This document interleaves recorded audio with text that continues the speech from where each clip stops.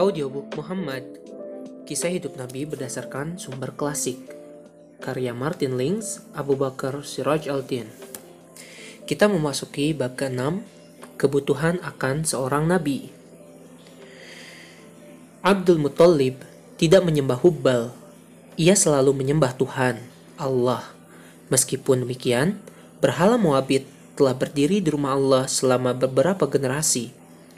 Bagi kaum Quraisy, ia dianggap sebagai personifikasi barokah, berkah, atau suatu kekuatan spiritual yang melingkupi semua bagian rumah suci. Ada beberapa rumah suci lain yang lebih kecil di sekitar Arabia. Di antaranya yang paling penting yang terletak di Hijaz adalah kuil 3 putri Tuhan. Demikian para penyembahnya menyebutnya, yaitu Al-Lat, Al-Uzzah, dan Al-Manat. Sejak tahun-tahun awalnya, seperti penduduk Arab di Yasrib, Abdul Muthalib memuja kuil Al-Manat yang terletak di Kudaid, Laut Merah, hampir tepat di sebelah barat daerah Oasis. Yang lebih penting bagi suku Quraisy adalah kuil Al-Uzzah, yang terletak di lembah Nakhlah, sehari perjalanan unta ke arah selatan Mekkah. Sehari lagi perjalanan pada jarak dan arah yang sama akan mengantarkan orang ke Taif, sebuah kota yang sangat subur, dihuni oleh suku Thaqif, keturunan salah satu suku besar di Arab, Hawazin. Al-Lat adalah Dewi Taif, dan patungnya ditempatkan di sebuah kuil mewah. Sebagai penjaga kuil itu, Thaqif menganggap mereka sebagai rekanan kaum Quraisy. Kaum Quraisy pun selalu menyebut dua kota untuk merujuk Mekah dan Taif. Namun, meskipun Taif sangat subur dan sangat sejuk, karena itu disebut Taman Hijaz. Bukan berarti masyarakatnya tidak iri dengan lembah gersang di utara mereka, sebab mereka sadar bahwa kuil mereka, betapapun mereka mempromosikannya, tidak dapat menandingi rumah Tuhan, Ka'bah. Bukan pula mereka sama sekali tidak mengharapkan bertukar tempat, karena mereka juga keturunan Ismail dan memiliki akar-akarnya di Mekkah. Sentimen-sentimen itu pun bercampur dan kadangkala meletupkan konflik. Sementara suku Quraisy tak pernah merasa iri terhadap siapapun. Mereka sadar bahwa mereka berada di pusat dunia dan di tengah-tengah mereka terdapat sebuah magnet yang menarik para jamaah haji dari seluruh penjuru. Hal itu menyebabkan mereka tak pernah berpikir untuk merusak hubungan baik dengan siapapun, baik di antara mereka sendiri maupun dengan suku-suku yang lain. Jabatan Abdul Muthalib sebagai tuan rumah jamaah haji yang datang ke Ka'bah menumbuhkan kesadaran dalam dirinya tentang hal-hal demikian. Fungsinya adalah sebagai pemersatu semua suku, dan pada tingkat tertentu, fungsi itu juga dipikul oleh seluruh orang Quraisy. Para jamaah harus dibuat merasa bahwa Mekkah adalah rumah mereka, dan menyambut mereka berarti menghormati apa yang mereka sembah, termasuk berhala-berhala yang mereka bawa. Justifikasi dan otoritas untuk menerima berhala-berhala itu dan percaya terhadap keajaibannya adalah bagian dari tradisi. Para leluhur mereka juga melakukan hal yang sama. Namun, bagi Abdul Muthalib sendiri, Allah adalah realitas tertinggi dan ia tak ragu lagi lebih dekat ke agama Ibrahim ketimbang ke kepercayaan kaum Quraisy, Khuza'ah, dan Hawazin, serta suku-suku Arab yang lain pada masanya. Namun, ada dan memang selalu ada sejumlah orang yang menegakkan agama Ibrahim secara murni. Merekalah yang menyadari bahwa itu jauh dari sikap tradisional. Penyembahan berhala adalah suatu bid'ah atau inovasi ciptaan manusia, sesuatu yang berbahaya yang harus dijaga dan dilawan. Bila merunut sejarah yang lebih panjang, Hubbal tidak lebih baik daripada anak sapi emas Bani Israel. Para kaum Hanif, begitu mereka menyebut diri mereka, merasa tak bisa berbuat apa-apa berkaitan dengan berhala-berhala yang kehadirannya di Mekkah mereka anggap sebagai suatu kotoran dan polusi. Penolakan mereka untuk kompromi dan seringnya mereka bicara belak-belakan tentang agama itu membuat mereka menjadi satu golongan pinggiran dalam masyarakat Mekkah. di mana mereka dihormati, ditoleransi, ataupun diperlakukan buruk. Sebagian disebabkan oleh kepribadian mereka sendiri, dan sebagian yang lain ditentukan oleh apakah suku mereka bersedia melindungi mereka atau tidak. Abdul Muthalib mengenal 4 orang Hanif, dan salah seorang yang paling dihormatinya adalah Warokoh, anak sepupu keduanya, Naufal dari suku Asad. Warokoh memeluk agama Kristen. Ada satu keyakinan di tengah-tengah kaum Kristen bahwa akan datang seorang nabi. Kepercayaan ini tidak tersebar secara luas, namun didukung oleh 1 atau 2 aliran besar gereja timur dan juga oleh para astrolog dan para peramal. Mengenai kaum Yahudi, karena menurut mereka garis kenabian baru berakhir pada Mesias, hampir semuanya sepakat mengharapkan seorang nabi. Pendeta dan ulama mereka meramalkan bahwa tanda-tanda kedatangan seorang nabi telah tiba, dan tentu saja nabi tersebut adalah seorang Yahudi, karena mereka mengklaim diri mereka sebagai bangsa pilihan. Sementara kaum Kristen, termasuk Warokoh, meragukan hal tersebut. Mereka tidak melihat alasan mengapa nabi terakhir itu harus bukan orang Arab.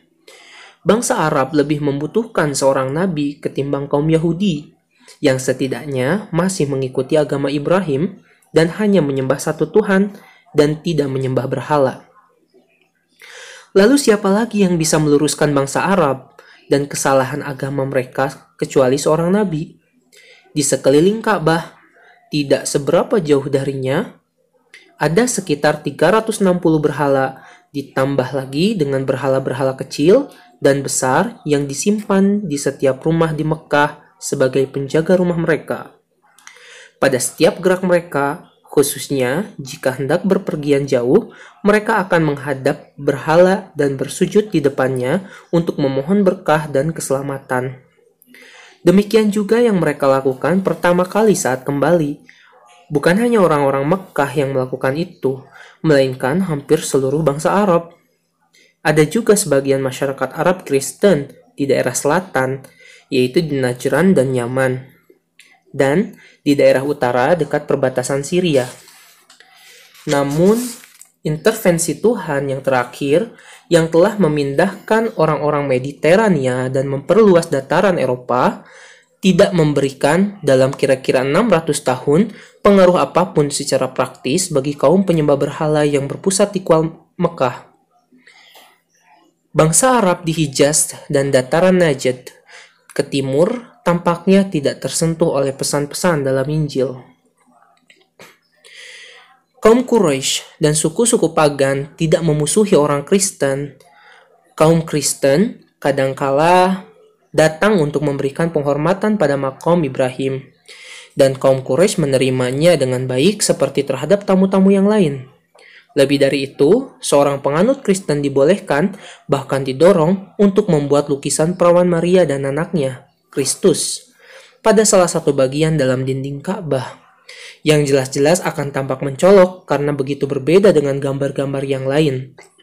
Tetapi, kaum Quraisy tidak melihat perbedaan itu. Bagi mereka, hal itu hanya menandai bertambahnya jumlah berhala yang telah ada. Hal itu juga merupakan wujud dari toleransi mereka yang membuat mereka begitu kokoh. Tak seperti sebagian besar orang sukunya, Warokoh dapat membaca dan telah mempelajari Injil dan teologi. Karena itu, ia mampu melihat bahwa dalam suatu janji Kristus yang umumnya oleh umat Kristen dianggap merujuk ke mukjizat Pantekosta, tidak ada satu elemen pun yang tidak cocok dengan mukjizat itu dan mesti dirujukan ke sesuatu yang lain. Sesuatu yang belum pernah terpenuhi. Bahasanya kurang jelas atau kriptik. Tapi tersirat dalam kalimat, ia tak akan berkata tentang dirinya, namun segala yang dapat ia dengar, itulah yang ia katakan. Warokoh mempunyai saudara perempuan yang sangat dekat dengannya, Qutailah. Warokoh sering membicarakan berbagai hal dengannya. Kata-kata Warokoh sangat membekas dalam batinnya bahwa akan datang seorang nabi. Akankah ia datang di tengah-tengah mereka? Pada saat pengorbanan unta bagi Abdullah telah dilakukan dan diterima, Abdul Muthalib berpikir untuk mencarikan istri bagi putra kesayangannya itu. Setelah menimbang-nimbang, pilihannya jatuh kepada Aminah, putra Wahab, cucu Zuhroh, saudara Qusay. Wahab adalah pemimpin Bani Zuhroh, namun telah meninggal beberapa tahun silam.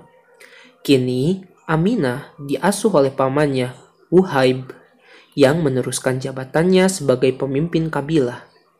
Wuhaib sendiri memiliki seorang anak perempuan yang telah mencapai usia menikah bernama Hallah. Abdul Muthalib melamar Aminah untuk dinikahkan dengan putranya, dan Hallah untuk dinikahi dia sendiri. Wuhaib setuju, maka segera dilakukan berbagai persiapan untuk pesta dua pernikahan pada waktu dan tempat yang sama. Pada hari yang telah ditentukan, Abdul Muthalib menggandeng putranya dan bersama-sama mendatangi kediaman Bani Zuhroh. Dalam perjalanan itu, mereka mesti melewati kediaman Bani Asad. Ketika itu, Qutailah, saudara perempuan Warokoh, berdiri di depan pintu rumahnya. Mungkin ia berharap dapat menyaksikan perayaan yang telah diketahui oleh penduduk Mekah sebagai upacara pernikahan besar-besaran. Abdul Muthalib saat itu telah berusia lebih dari 70 tahun, namun ia masih tampak lebih muda dari usianya. Langkah gontai kedua mempelai yang berwibawa dan anggun itu memperindah pemandangan saat itu. Namun, ketika mereka telah cukup dekat, Qutailah hanya memperhatikan yang lebih muda, Abdullah. Dalam hal ketampanan adalah Yusuf pada zamannya. Bahkan orang-orang Quraisy yang sangat tua pun tak dapat lagi membedakan kesamaannya. Ia kini berusia 25 tahun saat mekar-mekarnya di usia mudanya. Namun, Qutailah terpesona. Seperti yang terjadi pada kesempatan lain, namun tidak sedahsyat kali ini, pada cahaya yang memancar dari wajahnya, yang menurutnya memancar dari luar dunia ini. Apakah Abdullah adalah nabi yang tengah dinanti-nantikan? Atau ia adalah bapak sang nabi? Mereka telah melewati Qutailah dan tiba-tiba terbersit keinginan padanya untuk menyapa. Ia berseru, "Abdullah!" Abdul Muthalib melepaskan gandengannya, seakan-akan menyuruh putranya berbicara dengan sepupunya itu. Abdullah mundur untuk menemuinya. Qutailah bertanya kepada Abdullah, kemana ia akan pergi? "Bersama ayahku," jawabnya singkat. Bukan karena malu-malu, namun ia yakin Qutailah pasti tahu dirinya sedang dalam perjalanan menuju pelaminan. "Tetaplah di sini dan jadikanlah aku istrimu," kata Qutailah, "dan engkau akan memiliki sejumlah unta yang telah dikurbankan untukmu. Aku harus menuruti ayahku. Aku tak dapat melanggar keputusannya, dan aku tak mungkin meninggalkannya," jawab Abdullah. Pernikahan pun dilangsungkan sesuai rencana. Dua pasangan pengantin itu tinggal beberapa hari di kediaman Wuhaib. Pada waktu itu, Abdullah keluar untuk mengambil sesuatu dari rumahnya sendiri, dan ia bertemu lagi dengan Qutailah, saudara perempuan Warokoh. Mata Qutailah menatap wajah Abdullah dengan seksama ketika ia berhenti di dekatnya. Abdullah berharap Qutailah mengajaknya bicara. Ketika Qutailah diam saja, Abdullah bertanya, mengapa ia tak berkata lagi seperti kemarin? Ia menjawab, cahaya yang ada padamu kemarin telah hilang. Hari ini, engkau tak lagi bisa memenuhi harapanku. Pernikahan itu berlangsung tahun 569 Masehi. Tahun setelah itu dikenal sebagai Tahun Gajah. Dan itu sangat penting berdasarkan beberapa alasan. Itulah akhir dari bagian ke-6. Selanjutnya kita akan lanjutkan ke bab ke-7 yang berjudul Tahun Gajah.